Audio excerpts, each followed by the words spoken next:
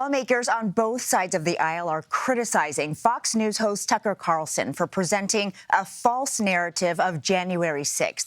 Last night, the conservative commentator aired portions of thousands of hours of footage from the Capitol riot given to him by House Speaker Kevin McCarthy.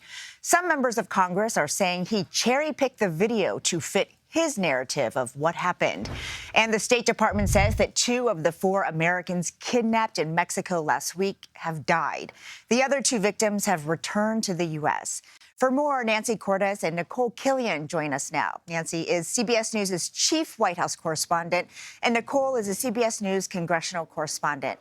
Nancy, I want to start with you because you asked the press secretary today in the White House about whether the administration was doing enough to deal with these cartels. Let's take a listen.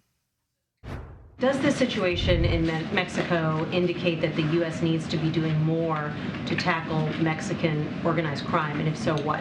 This administration from day one has made sure, as it relates to the safety. I know some folks have asked if we are concerned about these individuals actually crossing the border and coming into the U.S. So, DHS screens and vets every individual encountered at the border. The president has secured record levels of funding for border security and management, including 23,000 border officials.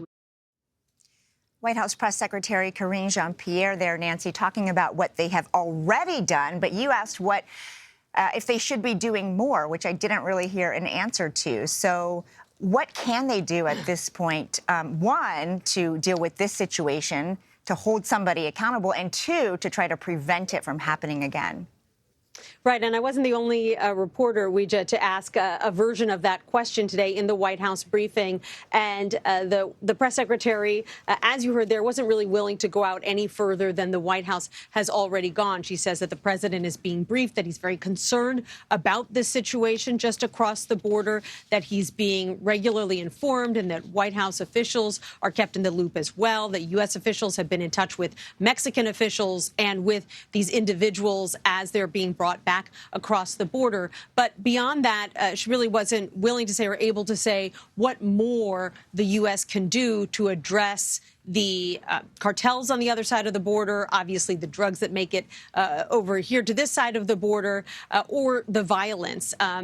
She said that any Americans who are considering going to Mexico need to be aware of the various State Department warnings and should go to the State Department website. But she didn't say that people shouldn't go to Mexico, just that they need to be aware of the risks. One argument that she made is that this administration has put forth various proposals when it comes to immigration, but that they haven't gotten a lot of cooperation from Republicans yet. So the argument that we heard her make several times there in the briefing room, Weija, was that if Republicans want to see a tougher stance on the border, they should start working with Democrats. Obviously, Republicans have their own proposals that they've put forward, and often there's quite a bit of daylight between the two sides.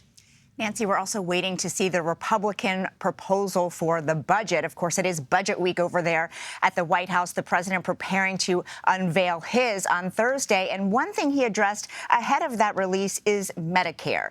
He has long claimed that Republicans are trying to slash the program. And today he came out with an idea of his own to make sure it remains solvent for a bit longer. What can you tell us about that? Right.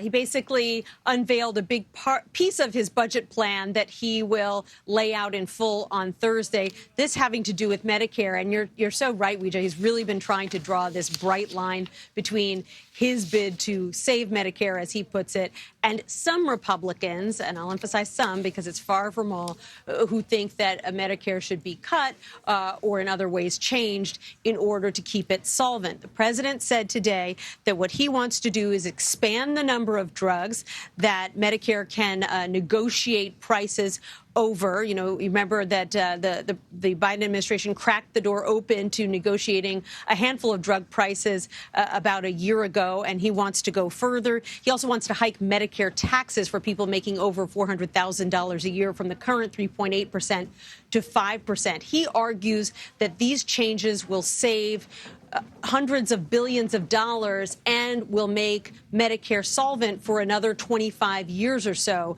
And this is an issue that is coming at Democrats and Republicans, whether they like it or not, because by some estimates, parts of Medicare are due to go insolvent. Basically, the coffers will run dry in an estimated 5 years, Weija. Well, Republicans insist that they do not plan to slash that program, but we will see where this all lands in the coming months. Nancy Cordes, thank you so much. You're welcome.